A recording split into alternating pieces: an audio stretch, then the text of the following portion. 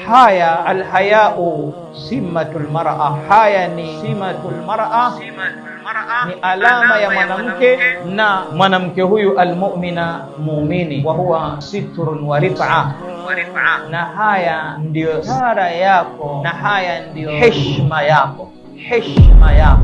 Wadogo zangu, watoto zangu wengine na wengine dada zangu, tuhakikisheni tunakuwa na haya, kwa sababu haya ndio Uislamu. Bila haya sio Uislamu.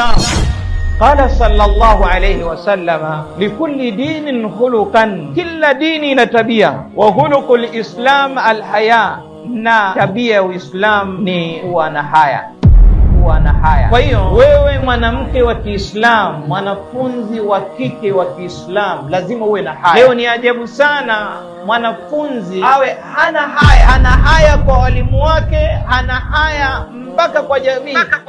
Kibinti kimechachuka, hakina haya, kiruka njia. Lazima uwe na haya, lazima uwe na haya. Mkae katika majumba yenu, wala msije mkatoka mitoko ya majahili. Hii aya inaelezea msije mkatoka mazingira ya wale majahili wazama kabla ya kuingia Uislamu. Walikuwa wanatoka hawajulikani mwanaume nani, mwanamke nani. Mwanamke naye anajipa ushupavu, mwanamke naye anajiona kwamba anaweza. Kama sasa hivi wengine katika baadhi ya wanawake, mwanamke anataka akanyanyue vyuma, mwanamke akafanya mazoezi kadha, anataka awe na viazi kwenye mikono yake. Sasa wewe mwanamke, mwanaume, wewe ni kama mwanaume. Nini anajiandaa? Mwanamume akinipiga kofi na mimi ndampiga. Anasema kabisa huyu haje kujichanganya siku huyu. Anasema kabisa huyu haje kujichanganya siku huyu. Akija kujichanganya kunigusa, mwanaume ndamgaragaza huyu mimi, ndamgaragaza kweli.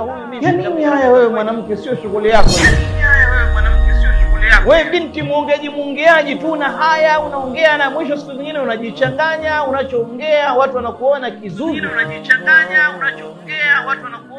Kwa hiyo unaishiwa maneno, inabakia watu wanasema kwamba leo kibinti hichi kimejichanganya, kimeongea ya kuongea sio ongeleka.